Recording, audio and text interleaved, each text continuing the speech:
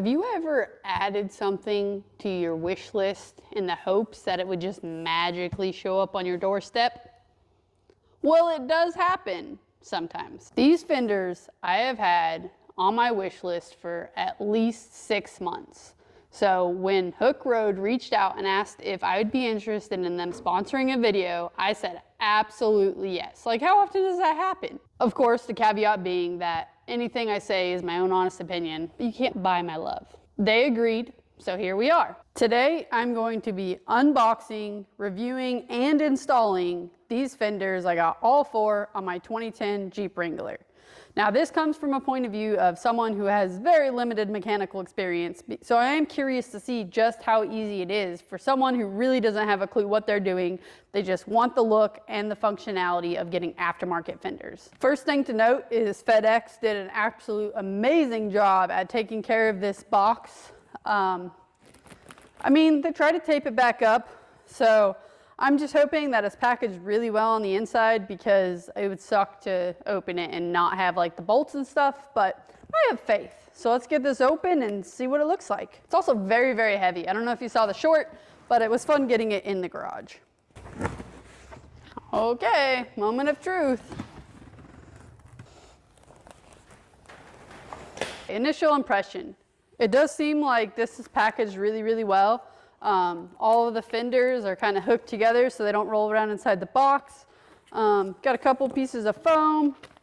It looks like this is a contents packing sheet along with a couple of stickers. And then looks like this box right here, that is indeed taped to the fender so it doesn't fall off if certain carriers kind of mess up the box. That's probably my bolts right there. So let me go ahead and get this unpackaged so that way you don't have to hear all the rustling sounds and everything like that, and we'll come back to this. I think I'm in love. They are really heavy though, and they were packaged insanely well. Each one was wrapped in individual thick plastic, and then they put some foam in between them and then taped them all together with more than enough tape. I know it's a thing to save and being unable to throw away good boxes. Is that a thing with plastic? That was some really good plastic. But anyways, it did come with everything that was required. I already checked all the parts. The booklet that came with it shows the parts list and what tools you need, and even has a QR code to scan for instructions. But on the back side, it's got beautiful pictures with detailed instructions. So I'm gonna try to install this just based off of the instructions provided. Now, it does say one of the tools you need is a rivet nut tool, which I feel like is pretty much the one a lot of people may not have, but it does come with a little hand rivet tool. So I think that's gonna be all right. We're gonna go ahead and get the Jeep pulled in here and see what we can do. Okay, hopefully the audio is better because I swapped out the mic. I'm pretty sure that last one is no longer working. Anyways, this is the Jeep that I'm working on today. This is my baby. I got it about probably 4 or 5 years ago, completely stock when I got it. Got the bumper, the running boards. There's still a lot I do want to do to it, but it's a start. Oh yeah, the grill. But the thing that has always bothered me from the first day I got it, because it was a pretty clean stock Jeep, is these fenders are just rock chipped so bad.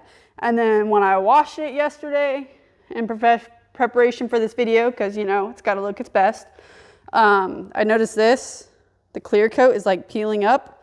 So this couldn't have come at a better time. I will say that most of the upgrades I do are probably 70% aesthetics and 30% ability to take it off-road if I want to, and just adding a little bit more capability when it's off-road. Like we only did a 2.5-inch lift kit on it, and that when I went trail riding once, like it just rubbed a lot, so that gave me a little bit of that, but I do have to commute 2 hours every day for work, so I also wanted it to still be okay on the road going 60, 65. The first thing I'm gonna have to do is get the inner fender liners off. And in order to do that, it's got these little clips right here that are just liable to break and a pain in the butt. But the way you get those off is either you can use a screwdriver and some pliers and just beat it into submission and just kind of plan on replacing them.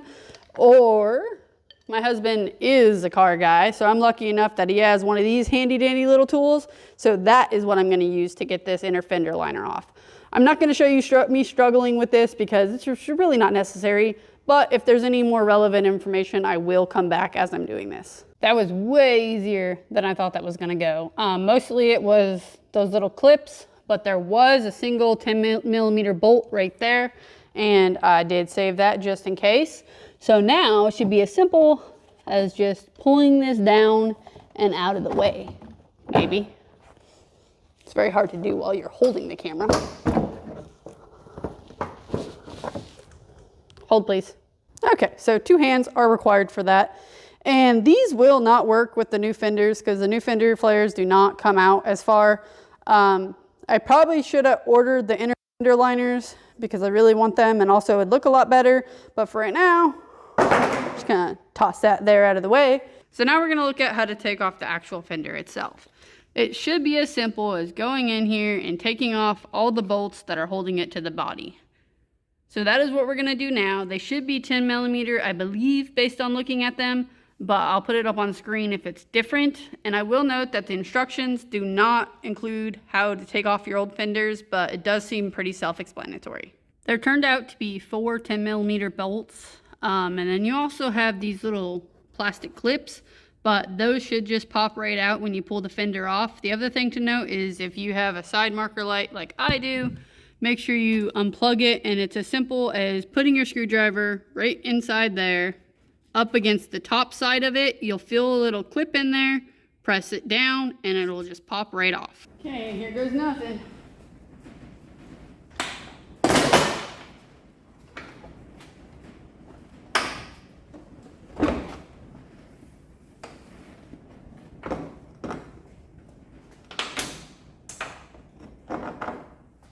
Feel like we might have missed the bolt.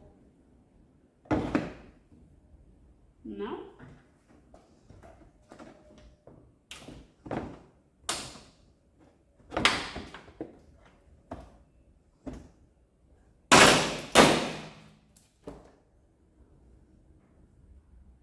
Okay, some of those clips just snapped. It'll be fine. So now I'll probably go ahead and take those off. I'll look at the instructions first to make sure we don't need them, but I doubt it because it didn't come with new ones, and every time you take something off a Jeep, it seems like the clips break. So there you have it. I don't know about you, but I am not very good at reading instructions. I look at the pictures, and according to the picture, it does not have those gray clips on it. So I'm gonna go ahead and take those off. But then again, it doesn't have that bracket on it either. But that is welded to the frame. So we're gonna see how this goes. So here's the deal. I would highly recommend, if you're gonna do aftermarket fender flares like this, go ahead and order and do the inner fender liners at the same time. I thought we were gonna get away with not having to do the little rib nuts here, because it said basically only if you're installing the inner fenders. However, there aren't enough bolt or nuts to put all the bolts in and everything. And where the rib nuts have to go depends on the inner fenders and everything. And that way you don't have to take it back apart and put it back together again. And then also there's certain bolts that are really hard to get to. These two right here, the frame or something is right there. So it makes it almost impossible to start those bolts. However, their inner fenders, they have rib nuts already installed on them, so you don't have to mess with that if you have the inner fenders first. So I am going to finish this video, basically install them as if I was putting on the inner fenders and show you how it looks with these installed, and keep this video about installing these fender flares.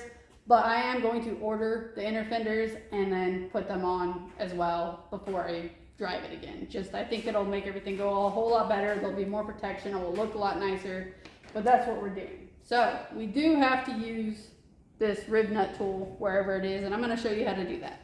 So the instructions say to install the rib nuts in this hole here and this hole here. The first thing you may notice is the hole is not even kind of big enough. So what you're going to do is you're going to take a drill bit that's slightly larger than the size of the hole and go ahead and drill it out. Just be careful when it goes all the way through that it doesn't catch and yank the drill out of your hand. For the rib nuts that came with our kit, a 7/16 drill bit works great. You just want to make sure you keep it straight on and go slow.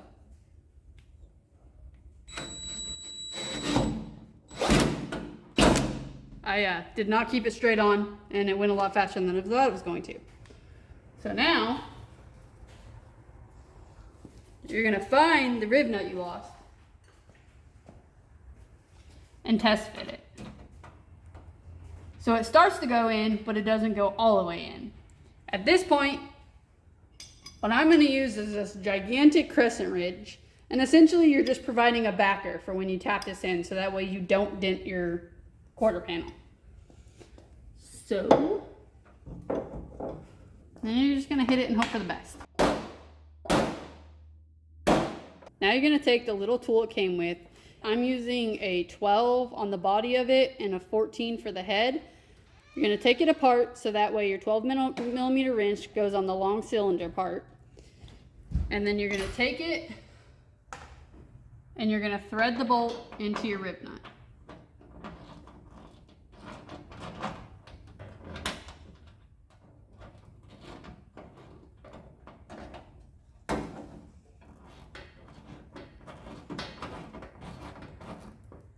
Okay, so once that's hand tight, you're gonna make sure you keep it as straight as possible, and you're gonna hold the head of it while you tighten the body of it.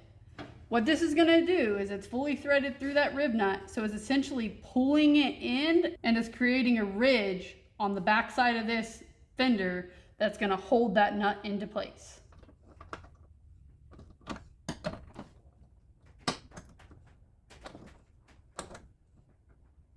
And you just go until it's tight, and then you're gonna loosen it back up and take the bolt out, and then it's gonna be installed like this one. What you're looking for to know that it's successfully installed is this. We'll go this. This is what it looks like before it's crimped. Once it's done, see that ridge that it created by pulling that in? That's what you're going for. That's what's gonna hold it in place so it doesn't spin on you when you're trying to put in a bolt. Now that that's done, you're ready to install and bolt on your fender. Now this part would be a heck of a lot easier with two people, one person to essentially hold it in place, the other person to put all your bolts in. You can do it by yourself. Just get a bolt started and then line up another one, get it started type deal, and basically just go around and you'll see on the bottom like where all the bolts go and everything like that. You won't be able to miss one, but you're gonna loosely put all your bolts in, get all the nuts on, and then make sure it's fine and then tighten them down and adjust it as needed. To make this a little bit easier, I'm gonna put the bolt, then the lock washer, which is the one that has the split on it, your regular washer, this is what's gonna go in the front side, and then you're gonna reach back there and loosely hand tighten your nut.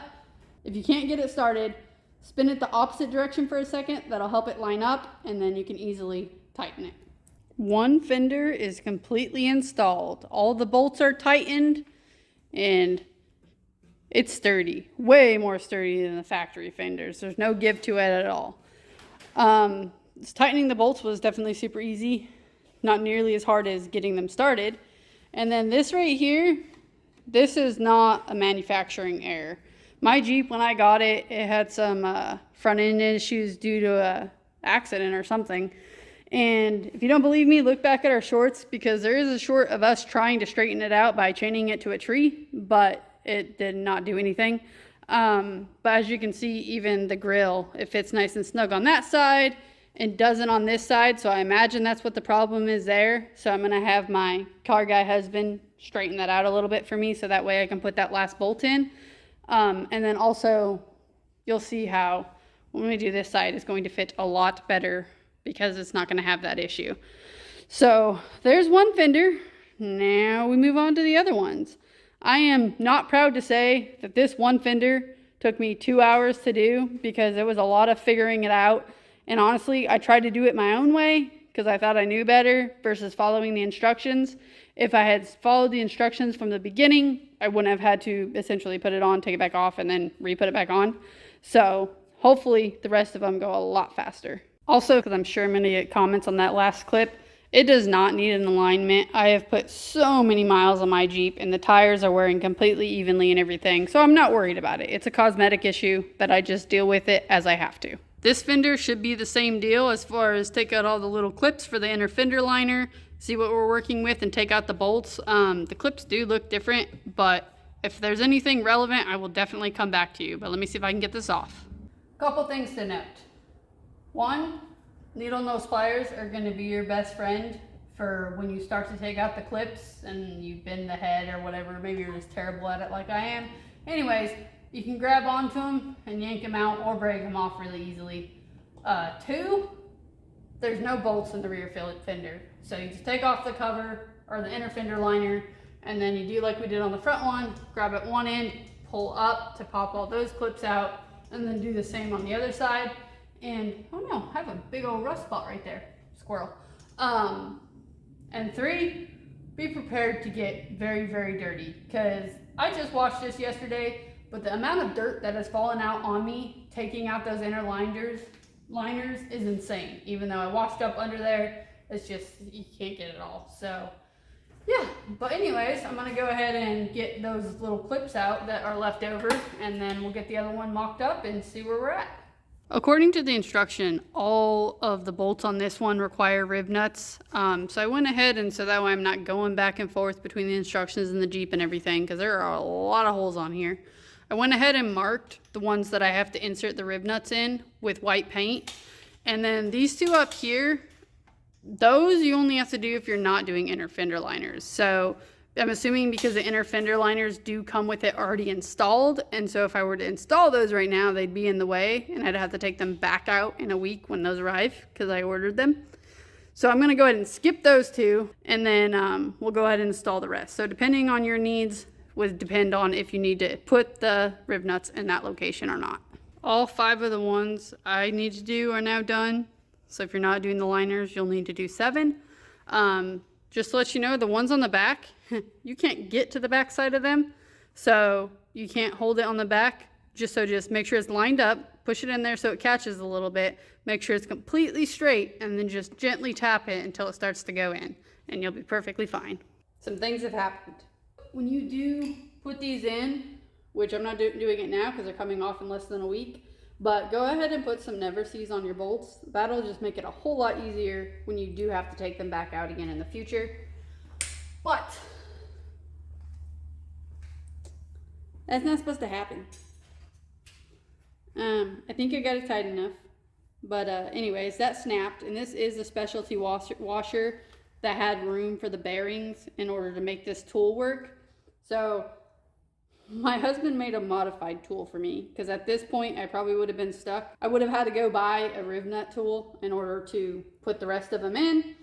But if you want the formula for our tool, just leave a comment below and we'll put it in the comments, so that way anybody can rebuild this, and we'll see how this works.